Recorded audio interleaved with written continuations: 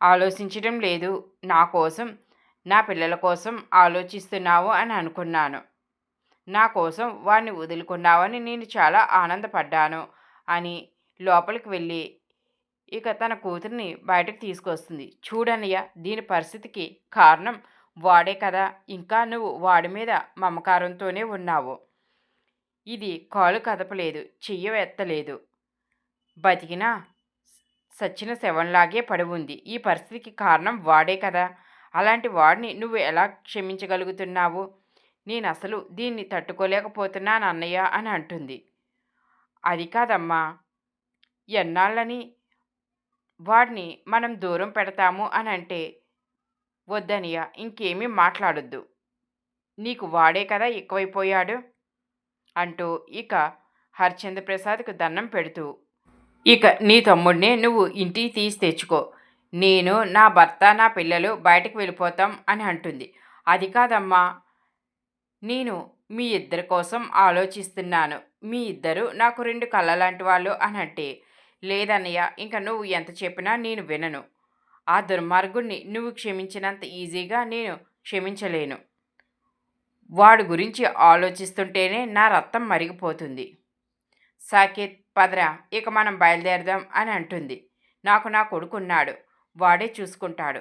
ఇక నీ ఆస్తిలో నాకు చిల్లి గవ్వ కూడా అవసరం లేదు అని చెబుతుంది. ఇప్పుడే ఈ క్షణమే నా భర్త పిల్లల్ని తీసుకు వెళ్ళిపోతాను అని అనేసరికి కైలాస్నాథ్, ఏంటి ఈ సౌదామిని ఇలాగంటుంది? ఆస్తి వద్దు, ఇంట్లోంచి బయటకు వెళ్ళిపోతాను అని అంటుంది. నేను ఆస్తి కోసమే కదా అన్నదమ్ముల్ని విడగొట్టాను.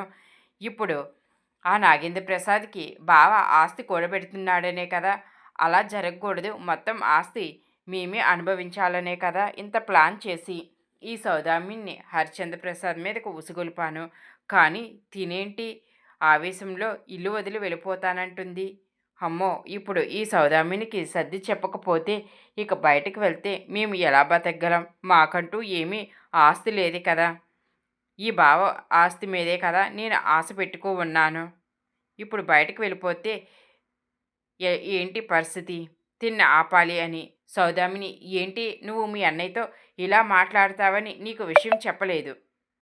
అది కాదండి, మా అన్నయ్య ఎంత పని చేశాడో చూసారా? ఇంకా ఆ నాగేంద్ర ప్రసాద్నే తలుచుకుంటున్నాడు. మన కూతురు ఇలా అవ్వడానికి కారణం ఆ నీచుడే కదా. అలాంటిది వాడిని మా అన్నయ్య వెనకేసుకు వస్తుంటే నాకు చాలా బాధగా ఉంది. వద్దండి, ఇక ఈ ఇంట్లో మనం ఒక నిమిషం కూడా ఉండొద్దు. పద సాకేత్ అని అనేసరికి చందన, ఏంటి అత్తయ్య, నువ్వు చాలా ఆవేశంలో ఉన్నావు. ఒక్కసారి ఆలోచించి అత్తయ్య, నువ్వు ఎక్కడకు వెళ్ళొద్దు అని అంటుంది. సాకేత్, అవునమ్మా, మనం ఎక్కడికి వెళ్ళొద్దు, ఇక్కడే ఉందాం అని అంటాడు. ఒరే, మీ ఎవరికి నా బాధ అర్థం కావటం లేదా?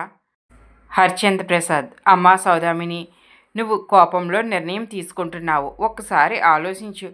నాగేంద్ర ప్రసాద్ నాకన్నా అల్లారు ముద్దుగా ఉషని ఎత్తుకుని తిప్పేవాడు, చాలా గారాబంగా చూసుకునేవాడు, తనతో ఎక్కువ టైం గడిపేవాడు.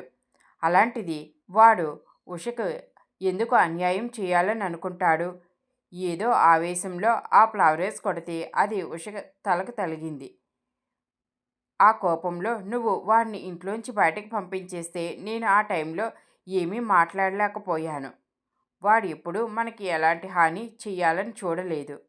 నాకు నువ్వెంతో, నా తమ్ముడు నాగేంద్ర ప్రసాద్ కూడా అంతే. నువ్వు నా దగ్గరే ఉండాలి, అలాగే నా తమ్ముడు నాగేంద్ర ప్రసాద్ కూడా నా దగ్గరికి రావాలి. ఉష ఇలా ఉన్నందుకు నాకు బాధగానే ఉంది. మనం ఉషకి మంచి ట్రీట్మెంట్ ఇప్పిందాం. నాగేంద్ర ప్రసాద్ కూడా కొంచెం వైద్యం తెలుసు కదా, వాడితో కూడా ఉషకి వైద్యం చేయిద్దాం.